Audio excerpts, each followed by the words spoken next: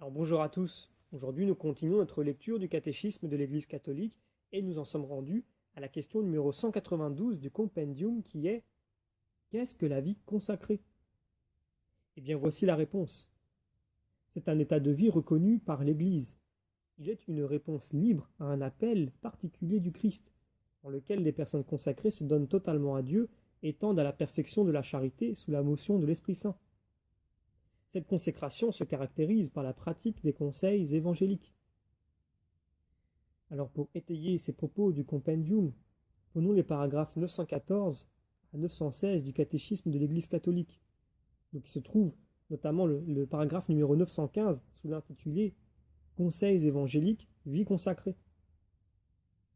Donc l'état de vie constitué par la profession des conseils évangéliques, s'il ne concerne pas la structure hiérarchique de l'Église, appartient cependant sans conteste à sa vie et à sa sainteté.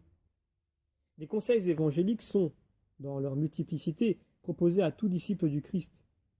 La perfection de la charité, à laquelle tous les fidèles sont appelés, comporte, pour ceux qui assument librement l'appel à la vie consacrée, l'obligation de pratiquer la chasteté dans le célibat pour le royaume, la pauvreté et l'obéissance.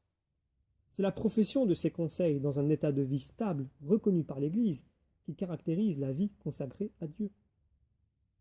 L'état de la vie consacrée apparaît dès lors comme l'une des manières de connaître une consécration plus intime, qui s'enracine dans le baptême et dédie totalement à Dieu.